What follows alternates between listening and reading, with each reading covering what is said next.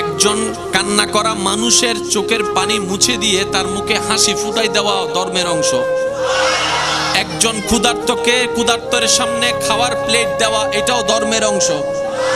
একজন তৃষ্ণার্তকে পানি দেওয়া ধর্মের অংশ। কারো রাস্তা নাই, রাস্তা করে দেওয়া ধর্মের অংশ। কারো রাস্তায় বাঁধা দেওয়া এটা ধর্মের অংশ নয়, বরং এটা অধর্মের অংশ। এই পৃথিবীর ভারসাম্য টিকে থাকার জন্য পাহাড় পেরাগের মতো কাজ করে।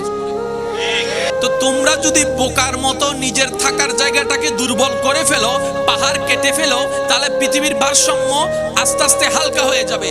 তাই তো আগের তুলনায় ভূমিকম্প হলে এখন বেশি খবর বেড়ে গেছে।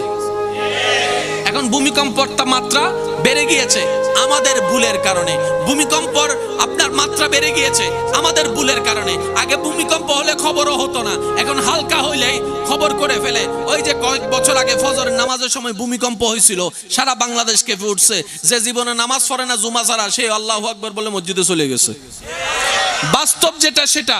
পরিবেশ অধিদপ্তর বলে এই পাহাড়কে সংরক্ষণ করতে হবে, বনকে সংরক্ষণ করতে হবে, গাছ লাগানো বাড়াইতে হবে, না হয় পৃথিবী টিকা সম্ভবপর নয়। পৃথিবী না টিকলে প্রাণী টিকা সম্ভব নয়। যেই তথ্য বিজ্ঞান, প্রযুক্তি বিজ্ঞান, কম্পিউটার সায়েন্স আমাদেরকে সতর্ক করার জন্য গত 50-60 বছর ধরে আমাদেরকে নিউজ দিচ্ছে, পৃথিবীর প্যারাক পাহাড় 1450 বছর আগে আল কোরআনে কি কথা বলেছেন? ওয়াল জিবালা আওতাদা। চিৎকার দিয়ে বলেন সুবহান।